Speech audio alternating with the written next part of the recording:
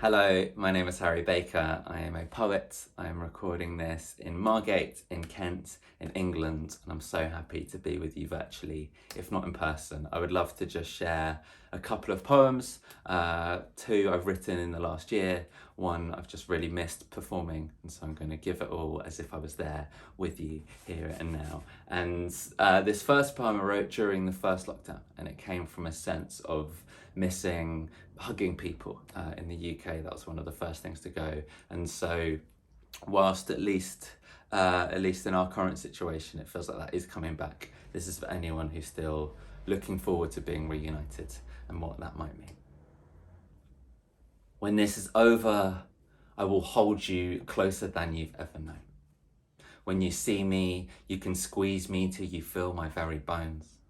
How I long to let you know that I won't want to let you go. There will be so much left to say, yet still some things are better shown. I will wrap my arms around you for the seconds we have lost. Our words will find a way to wait as we locate the weight of us. Though we are changed, there stays a sense of same about the way we touch. Though it is strange, we will embrace how long it takes us to adjust. The word of everything we knew is someone we cannot return. The word of everything that's new is one we'll build from what we've learned. We never know, ashes could rise again until we'd seen them burned, and the next time I'm stood in front of you, we'll feel like it's been earned. Because when the start has given way, it's only then the end can enter. When the heart is given space, it will forever tend to tender. These affections kept at bay can once again descend to center. Something will have come to yearn as hummingbirds connect to nectar. For all those overwhelming moments where I felt like giving up, there is no point where I was worried we'd forgotten how to love.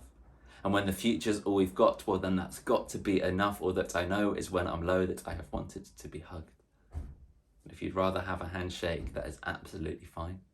Even a wave from me is saying I am glad that you're alive. Whichever form it takes, when this has passed and we've started again, I will no longer take for granted any chances to connect. Thank you very much. I assume you are applauding wherever you are, even though I can't hear that. And I am grateful for these ways that we can connect. And even now, as it feels like some of the old world may be returning, I love that we can still use opportunities like this to connect in new ways. And what I found was that without having an audience to perform to live, I've begun to write more and more reflective things. And then after about 6 months, something broke.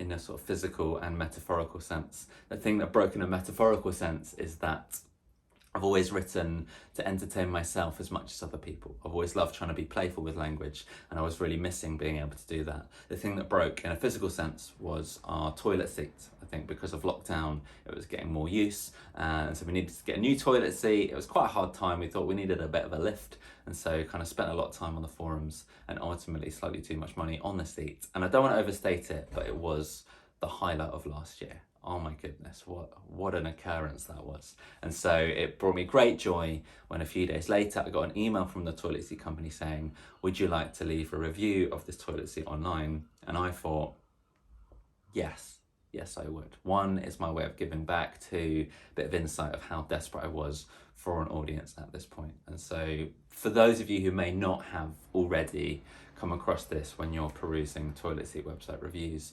I just thought I would share it with you as a bit of insight into the depths of my creative breakdown I was having.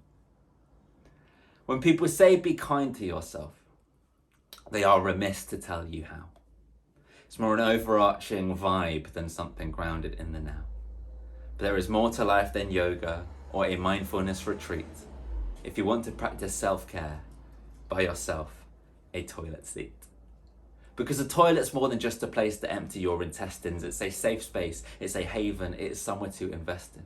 It's where I have my best ideas, it's where I catch up on the news, epiphanies I'll later share with you. So the next time you've been well behaved and you deserve a treat, remember chocolate melts and flowers die. Just buy a toilet seat. I considered glow in the dark for midnight trips without the light on. I thought of one with fish in it and thought those fish might end up frightened. Instead it's graphite grey, MDF, soft closing with a hinge. It's like a sensei bidding you farewell when you have done your thing. It is amazing. It has revolutionised working from home. In that moment, I'm Khaleesi sitting on her iron throne. And so I'm all for scented candles, but for something more concrete, if you truly want some me time, buy yourself a toilet seat. And so again, I imagine at this point on the sort of review forums, people are going crazy, they're joining in. And so whilst I can't sort of see that happen, I would love it if you felt able to join in from home. So when I point to the camera, I'm going to say, buy yourself a toilet seat, and I want you to join it. And I want you to make sure the people next to you join in. And if they don't, I want you to give them a real cold stare. If you think comfort comes from thread counts on Egyptian cotton sheets, you can save yourself the effort. Buy yourself a toilet seat. It doesn't matter if you're renting, you can take it when you leave. If your mental health needs mending, buy yourself a toilet seat. Do you really need that spa day or that holiday in Crete? You don't have to find out the hard way. Buy yourself a toilet seat. I will shout it from the rooftops. I will say it on repeat. If you want to practice self-care, one last time, buy yourself a toilet seat. Thank you so much. And last one from me is an old poem, but it's one of my favourites, and it's one that I've missed performing to people. And even when there's no one else in the room, I can't help but give it my all. So I hope that the love I have both for you and for the subject matter of dinosaurs is able to come through, because it is truly a special time. And yeah, I think a lot of people write about love. I wanted to try and write a love poem, but I wanted it to be cool, so I put dinosaurs in it, and I think the rest speaks for itself. I want to say I love you, but it seems it's not enough. Because when people say I love you, it can mean a lot of stuff like, I'll always have your back, or I'm glad I'm not alone, or to be honest, I'd say anything so you'll hang up the phone because I'm kind of in the middle of something right now. And these Doctor Who box sets ain't gonna watch themselves. I want to say I love you, but it seems it's not enough, because when people say I love you, it can mean a lot of stuff, and all I'm really trying to say is,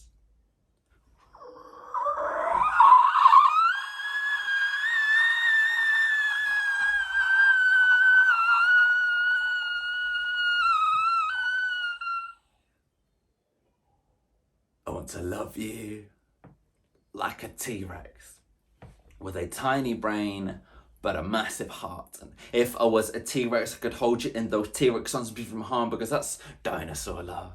It's the way that you send spines down my spine like a stegosaurus, or how just like dinosaurs, no one cares what came before us, because I got that love so big it cannot be ignored. Like if you're with a dinosaur, everything else seems secondary. Dinosaurs are not mythical creatures, they are legendary, plus they're just really cool.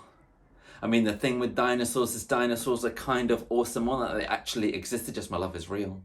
I ain't talking blindly walking, strings attached like Theseus, that's Minotaur love. When this is dinosaur love, this ain't no damsel in distress, trap princess, dragon slaying quest, because one, dragons never happened, two, most women don't need rescuing. Sort of feminist dinosaurs. This is less prancing unicorns, more two-ton triceratops, or terrifying pterodactyls tearing terror from above. It's dinosaur love. Molten rockin' meteoric. Trust me, I've got a love so old school, it's prehistoric.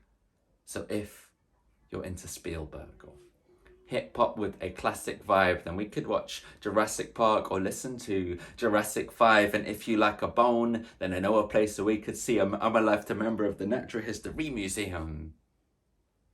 I want to say I love you, but that might be awkward. So instead, I'm happy that that stay in my head where it cannot go wrong.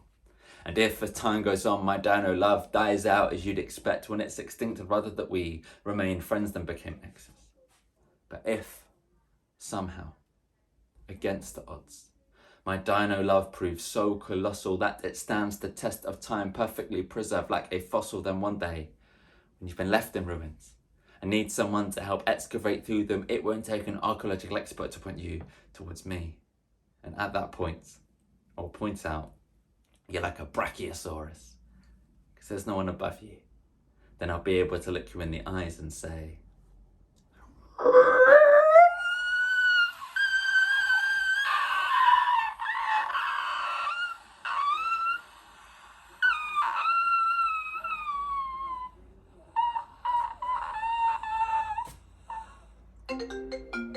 thank you so much. And that is the call to say, enjoy the rest of your lives.